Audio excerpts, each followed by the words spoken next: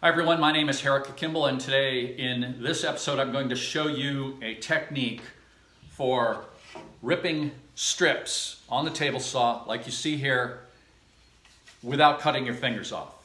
When I was a beginning carpenter 30 years ago, the guy I worked for, Clancy Edmonds, I saw him do this and I thought, wow, what a great idea. I had been to trade school, I'd learned to use a table saw, and they didn't teach us this.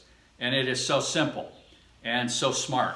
Now I want you to know that I don't have a guard on my table saw. I'm not implying that you should not have a guard on your table saw, but I have never known a professional carpenter who had a guard on his saw. This video is not a tutorial on how to completely and safely use a table saw.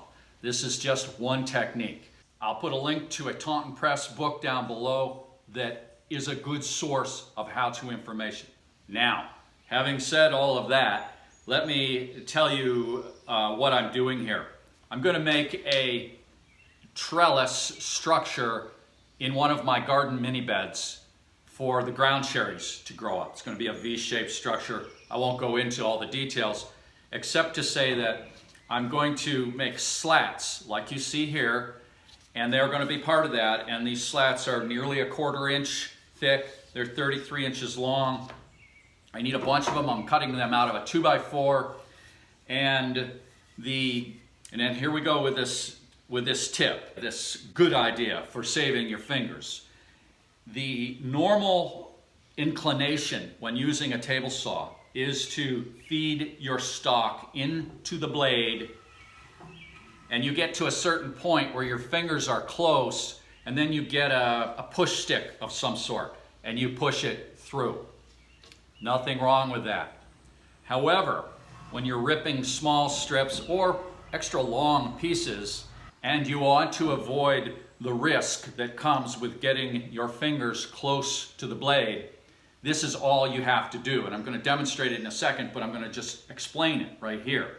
You feed your piece into the blade to a certain point, then you lift it up, bring it back, feed it through the other way, lift it up, and your fingers are not near the blade. Of course, you do not want to lift up and let it down on the blade. If you do that, you're going to get a kickback. You have to be very deliberate and conscientious anytime you're using the saw, but with this technique, that's the one concern.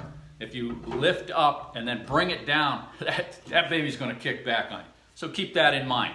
Now I'll show you what I mean.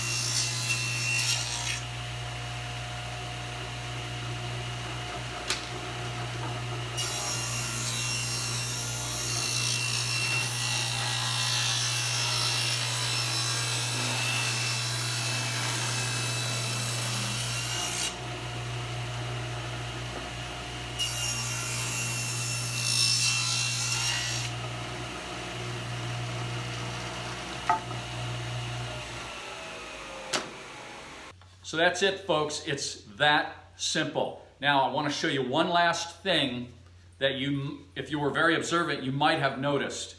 And that is that let's see if I can get this visible here. Right there, you can see that where I flipped the wood around and fed it from the other direction, I got this little unevenness here. That's because the blade is not at 90 degrees. It's a little this way or a little that way. And that's okay for this application. If I was making face frames or something like that, I would get the blade adjusted right on. And in fact, running the wood through one way, flipping over, running it through the other way is a way to see if you truly have a 90-degree angle on your saw blade. So thanks for watching, everybody. I hope you find that helpful and useful. And if you do find it helpful and useful, I'd appreciate a thumbs up. Thanks, everybody. Bye-bye.